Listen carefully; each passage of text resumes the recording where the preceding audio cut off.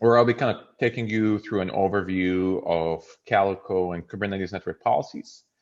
It should be a 30, 40-minute session. Feel free to kind of ask questions in the chat room. Probably will not get to them until after the slides, but happy to answer them afterwards as well. This session will be recorded and we'll be posting some of those videos afterwards, so feel free to kind of rewatch it as you see needed down the road. So just a bit about myself. I work at Tigera, the company behind Calico, and I work as a solution architect with multiple partners and customers. Previously was at Docker, and prior to that at Cisco. My interests are all around containers, Kubernetes, networking, DevOps, and cloud. You can reach me through this email if there's anything specific you have any questions about that I didn't get to. Feel free to kind of reach out on this email. So let's start with just a quick starter here and about Calico itself. So if you're not familiar with Calico, it's an open source project that was created a couple years ago, and it became kind of very synonymous with with CNI. We helped actually drive the CNI spec with the SIG network team from a Kubernetes perspective. But Calico at its core, it's a highly scalable networking plugin, specifically defined for Kubernetes workloads as a CNI, and it's kind of responsible for the networking plumbing, among other things, for your Kubernetes workloads. It also, as part of the Calico CNI itself, it also acts as an enforcer for the policies that are defined in Kubernetes. So it's a kind of best-in-class distributed policy enforcer across your Kubernetes workloads. We're not actually only limited to Kubernetes workloads. There are a lot of use cases where you want to either secure workloads outside of Kubernetes, and there are we have also those capabilities in Project Calico where you can define those policies and have them secure our workloads running on VMs or bare metal instances and so forth. From an adoption perspective, Calico has been chosen as the default CNI for multiple Kubernetes services, including Mirantis and IBM, and it's an option for OpenShift for on-prem as well as Rancher, and from a Kubernetes, for managed Kubernetes services like the ones on public clouds, they all have picked Calico to be the default policy engine in their, powering their hundreds and thousands of Kubernetes clusters, for their customers. So we take pride in being, kind of the lead in terms of both the CNI choice as well as the policy choice for numerous deployments out there. As I said, hundreds of thousands of clusters, out today, both kind of managed Kubernetes and self-managed Kubernetes have chosen Project Calico to be part of the architecture. We're also pretty involved from the start with Istio, and we have defined a lot of integration, specifically the application layer protection, where we can define certain policies within using Calico policies and have them integrate seamlessly to secure layer 7 connections in your environment using Envoy and Istio. So why do you need a network policy, and what is a network policy in Kubernetes? Just a reminder that Kubernetes by default provides a flat network. That means that when you pick a CNI, whether it is Calico or any other option, you are basically all pods using that, all pods deployed across any namespace can connect to each other, and they're open to communicate freely between each other. That means that Without a network policy, you're basically opening up all the communication, all the networking across all pods, across all namespaces to freely communicate. And that is something that maybe at the small scale, it's not a big issue, but as you start adding multiple applications, multiple teams, multiple tenants within your cluster, that is something that needs to be addressed. Also, a reminder that pods and IP addresses associated with pods are ephemeral, right? For the time that pod is running, it's going to get an IP address, but once the pod is once it goes down, once it's removed, that IP is released, and another IP might get it. Therefore, any network policy needs to accommodate this kind of nature of non-static and dynamic IP addressing associated with Kubernetes pods. And again, of course, it's non-deterministic. There's no way for you as a user to determine the specific IPs for the pod. There are ways nowadays you can request from a specific subnet or a specific IP, but that's usually not the case. You want to use different approaches around securing your applications and pods without writing any rules that are bound to a specific IP, similar to what what we've been doing over the past couple of years when it comes to kind of VM-based networking, where you have more static IP addresses, where you define your rules and policies and firewall rules based on IPs or IP ranges.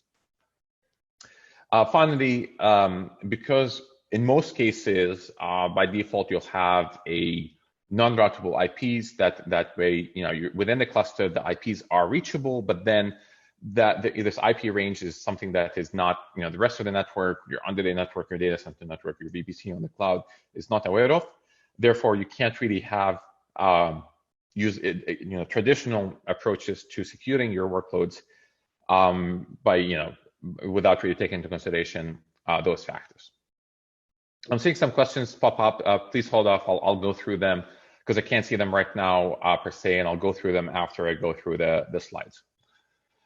So some of the characteristics that were kind of defined by both Kubernetes and Calico network policies are as follows. Based on kind of the requirements or some of the kind of the nature of Kubernetes that I defined earlier, the previous slide, we needed to make sure that any network policy that you create and define, one, it is label-based and not IP-based, because as we said, IPs are ephemeral and they're non-deterministic.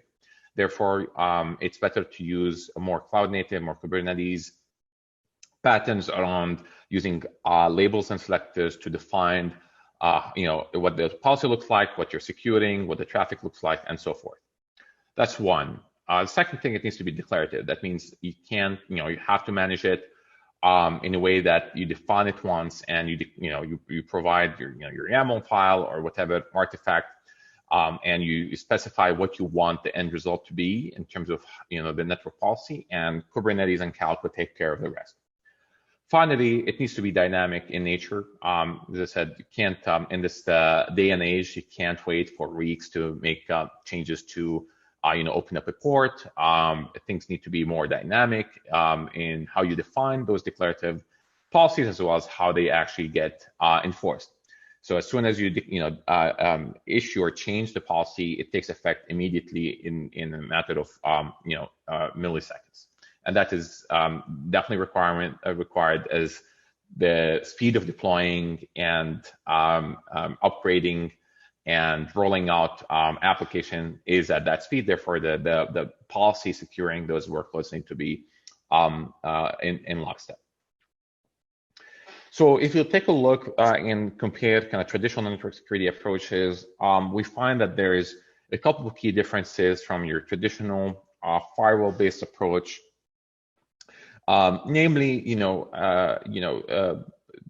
the one is where the actual enforcement of the policy is. We've seen traditionally in on-prem data center networks, you have your servers, and then you have some firewall that is protecting them, and therefore the traffic leaves the VM, leaves the application, kind of goes on the wire before it is even inspected and determined if it can pass or not. The different approach that Calico and Kubernetes take here is that we're enforcing the network policies as close as possible to the workload in both directions. In the case of Calico, we're actually enforcing it at the virtual Ethernet of the pod. Therefore, it would not even leave the pod. It would not even add traffic to your existing, to the existing wiring, to the existing infrastructure, if it's not meant to be. Another one that I wanted to highlight is Ron alluded to is like the rules are dynamic.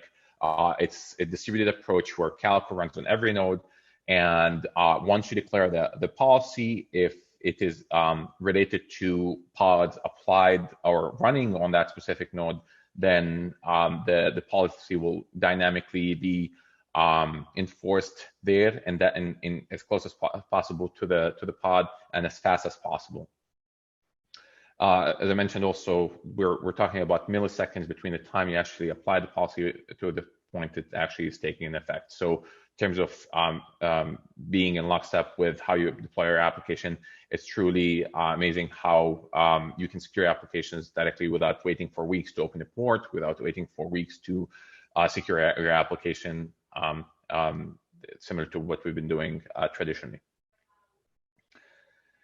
And one last thing is what I have in here, in terms of the Calico approach here. It's very it's very native to Kubernetes in terms of the labeling schema, the association, the role-based access control. So it's basically, if you know Kubernetes, it's very easy for you to get onboarded to network policies and the Calico network policy that I'll be talking about. So in this session, I'll be discussing Kubernetes network policies and Calico network policies. So if you're unfamiliar with, what's the difference between the two, or you want to learn what's the difference between the two and how they compare in contracts, then this is exactly what I'll be going over. So Kubernetes network policies are defined natively. They're entry in the Kubernetes API server. Therefore, you can define them using kubectl or any other client. And Kubernetes understands the object that you're trying to define, the network policy, through the network policy Kubernetes API. And however, it does not enforce them, right? Kubernetes does not itself, from a management plane, from a control plane, does not enforce them. However, it relies on the CNI to actually enforce those policies. So you define the policies using YAML. Kubernetes understands them. It takes them in a declarative way. It stores them in etcd, and then it pushes them down to the CNI that it actually enforces. In this case, it's Calico. Kubernetes network policies are namespace scope. That means that you have to define a policy per namespace, even if it's the same policy. You have to define it per namespace, similar to a lot of things in Kubernetes. Policies are applied to pods using labels and selectors. So if you want to define a policy to be applied to specific application, specific deployment, you're going to be selecting or using the label of the pod, using the pod spec, and applying the policy using that. Policies can specify traffic to and from, so they can work in both directions: ingress into the pod and egress from the pod. And you can use rules around namespaces, to and from namespaces, pods, or IP siders. So you can define all these in Kubernetes network policies. And you can apply that using kubectl. That's kind of the tool of choice. Or if you have a CI system that can interact directly with the Kubernetes API, you can do that way. But basically, those are some of the characteristics of Kubernetes network policies. Additionally, they can be used with any CNI as a policy enforcer. There are other available CNIs besides Calico, but as I mentioned, Calico is pretty ubiquitous right now, and a lot of times if you're using any Kubernetes service like GKE, EKS, or AKS, Calico is the policy engine behind enforcing Kubernetes network policies. Policies can specify protocols. So we talked about, in which direction they can specify traffic, what labels they can use, like namespaces, pods, and IP siders, but also you can specify TCP and UDP ports and port ranges. And policies can define rules in either ingress or egress direction, as I mentioned. However, by default, if there is no policy applies to a pod, all traffic is allowed to and from the pod. So that's kind of default. If you spin up any Kubernetes cluster, out of the box, this is the behavior. However, it's good to remember that once the policy is applied to a pod, right? Only allow traffic defined in that policy is permitted. That means that there will be a implicit deny applied and enforced to that pod. Therefore, if you don't have any policies applied to the pod, all the traffic is allowed to and from. Once you apply any policy to the pod, there's an implicit deny unless you have a rule in the policy allowing that specific traffic. Something to note around the native behavior of Kubernetes network policies. So let's take a look at kind of a real-world example here of a network policy. In this case, let's say you have a couple of services, pods with the role key as a label. The front end and helper and database are the values defining different services running in this namespace. And let's say you want to make sure that you have only the front end service be able to talk to the database on TCP port 6379. You don't want the traffic from the helper to talk to the database. So on the left-hand side, we can see that this is a simple YAML defining network policy. Again, it's a kind of network policy. Some attributes that you have to define are the name, the namespace, because it's namespace scoped, and where you're applying this policy. So this is the first part of it. The pod selector is where you're applying this policy, and you're matching on every pod that has a label of role equals database. And how you're applying this policy in the ingress direction, coming from everything, allowing everything from all the pods that are labeled with role equals front end on the specific ports, that is TCP 6379. Therefore, the moment you apply this policy, it's going to take effect on these pods, the blue pods in the ingress direction, and it's going to only allow the traffic coming from front end. So there's an implicit deny. I did not have to specify a deny traffic from all those other services running in my namespace. So that's one example here of Kubernetes network policies. Let's take another example where we highlight using IP siders. So instead of using, for internal services, technically you can still use IP siders, but then it wouldn't make a lot of sense because those are dynamic. But if you have more static IP services external to the cluster, like existing databases, or internet cider blocks, or embargoed countries where you want to block all the traffic to those are more static. You can define that. In this case, I want to block, or I want to allow only traffic from the red pod to anything within the 172.18.0.0/24, and that's it. Therefore, that will be applied in the egress direction, as you can see here, on all the pods in this namespace with this color equals red label, and it will only allow traffic going to the cider.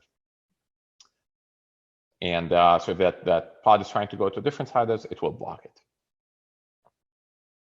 So let's look also at the final example here of a Kubernetes network policy where we have a implicit deny, default deny policy. So if you, an approach to take here as a best practice, instead of opening up all the cluster and then locking things down, let's start from the other way around. Let's start with having an implicit or having a default deny policy in your namespace or every namespace, and then adding policies as you see fit to open up the traffic and open up the network as you see needed.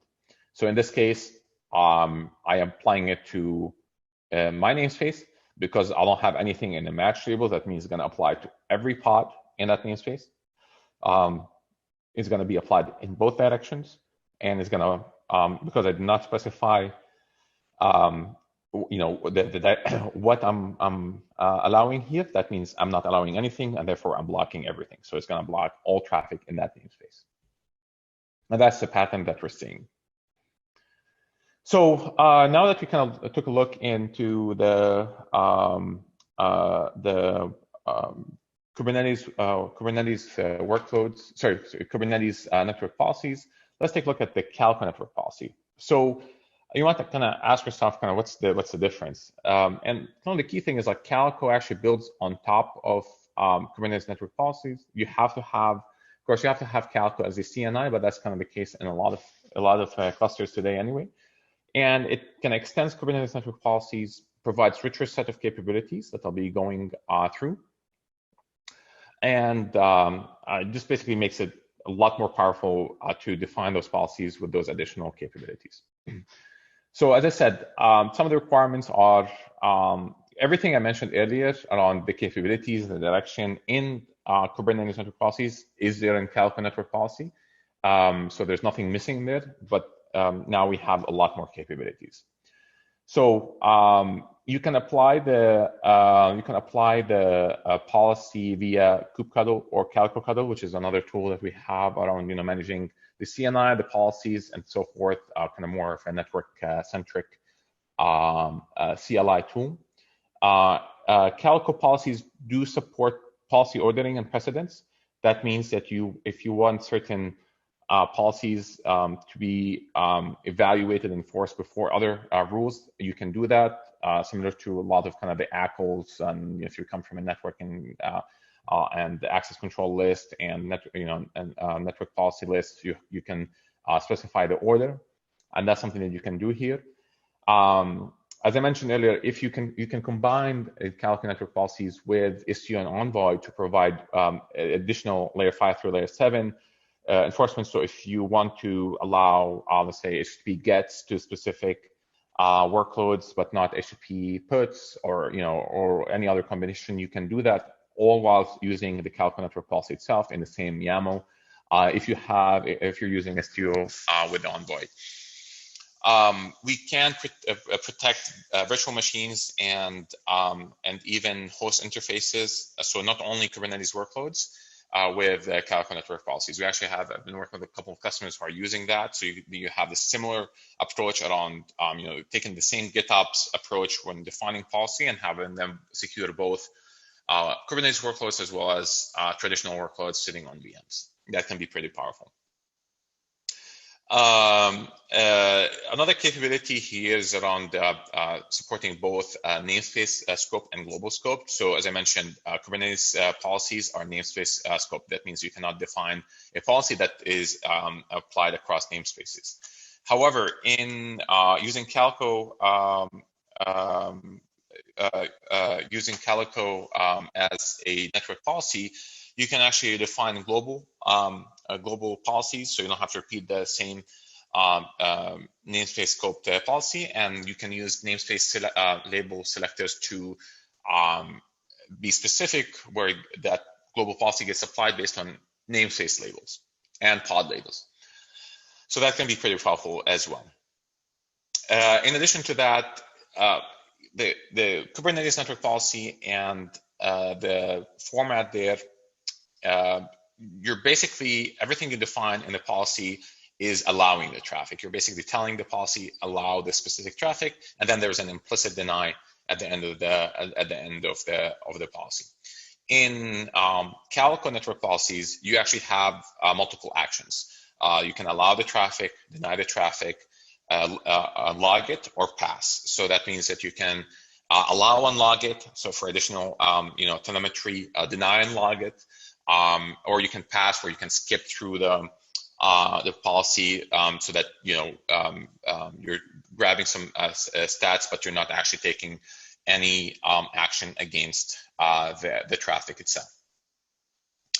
One thing I really wanted to highlight here is that where you can use not only just namespace and endpoint being here pods or VMs if you're protecting those, but you can also use service accounts as a selector, and that is a capability that's not available in Kubernetes network policies. And it's really important to highlight the value in that, because unlike pod labels, if you are a user who's allowed to create a pod, you are a user who can also update and create whatever arbitrary key value labels to the pod. That means that you can, by the nature of that approach, there's no RBAC for pod labels. However, there is RBAC for service accounts. So you can actually specify if you want to select traffic to and from based on the service account, so not necessarily just the pod label. That can be very powerful because you can define role-based access policies to the labels of the service accounts, and therefore you're protecting your policies when you define them from anyone maliciously altering those labels on the go. So all these capabilities that I described in Calico Network Policies are available in the open source Calico. So if you're using any of the public cloud AKS, EKS, and GKE, and if you're using any on the on-prem like OpenShift with Calico, you can use those, free of charge. You don't have to worry about anything. They're available for you. They're open source, and those are basically the foundation for some of our Calico Enterprise advanced capabilities. So we have a Calico Enterprise solution and product line where we build on top of the Calico Network Policy and add certain additional functionalities like DNS policies, where you define the targets or kind of the policy to use DNS. So if you're going to block fully qualified domain names or subdomain names, we can do that. We have policy tiers, so you can actually have a security tier defining global policies that take precedence before any of the users of Kubernetes even define their own set of policies. That is, really critical for a lot of our enterprise customers as they scale to define some of those foundational policies. So it's not just left for up to the preference of the individual user to secure their workloads. There are some, global policies that can be defined in those upper tiers that are critical, and then you have the power to define your own lower tiered policies as users or tenants within the Kubernetes cluster. Two additional really cool functionalities that are available there. We've seen a lot of customers kind of shoot themselves in the foot, or a lot of users shoot themselves in the foot, while either creating policies and applying them, with some errors and issues and misconfiguration, or applying them without understanding the true impact of the policy itself. This is where we have this the policy preview and the policy staging functionalities, where you can actually preview the policy based on real traffic of the network, and Calico Enterprise can tell you the impact of the policy you're about to apply before you apply it. So you can see what traffic is going to impact, how it's going to impact it, and that's going to be pretty powerful in terms of how it can avoid any downtime and due to misconfiguration there. So let me walk you through a couple of examples here, and we'll probably have some time for questions. I know that there are a few that I saw there. This is an example of a Calico network policy. You can see here that the API version and the kind are different than the Kubernetes network policies. This is a global network policy under the project.calico.org v3 API version. And you can see here that one of the things that we have here is a global network policy. That is a capability as I defined only in Calico. However, we can define the namespace selector. So you can define this policy and once, and then as you create more namespaces, as long as they have those labels, then the policy will take effect in that namespace without you having to reapply that policy again. And one of the cool things is that you can actually use kubectl directly to manage those policies as well. And you can see that on the right-hand side. So you don't have to kind of learn the additional tools or configuration to to use the Calico network policies. Next, let's take another advanced policy here where in this case, we want to highlight that, want to only allow traffic or deny all the traffic coming from specific service accounts. So it doesn't matter, the pod label does not matter here. So any pods in this namespace, because this is a namespace scoped policy, all the pods within this namespace that are using this SRE account should not be able to connect to this specific pod. And we can see here that we have defined that. We use the order. That's a functionality as I defined. You can specify the order. The lower the order, the higher precedence it is. So order 100 will be evaluated before order 900. And you can see here that we're taking the action of deny. So if we want to explicitly deny the traffic coming from any pod with this service account, and you can even expand it to all this account across all namespaces. That can also be the case here. And we want to take the action both to deny it and log it. In this case, you can log the same. If you add another rule here, you can actually log it. But also in this case, I want to log. I want to allow the traffic coming from the green namespace, but I want to specifically ICMP traffic. I want to log that traffic. I want to allow it, but I just want to log it. I want to be aware of those of that traffic. So those are some of the additional functionalities that you can see and use within Calico network policies. So you can see it's a lot more powerful. You can do a lot more things. If you have certain use cases, some of these additional functionalities like denying and logging and passing can be very helpful in your scenario. Finally, just to kind of highlight the advanced capabilities that I mentioned earlier that are available in Calico Enterprise.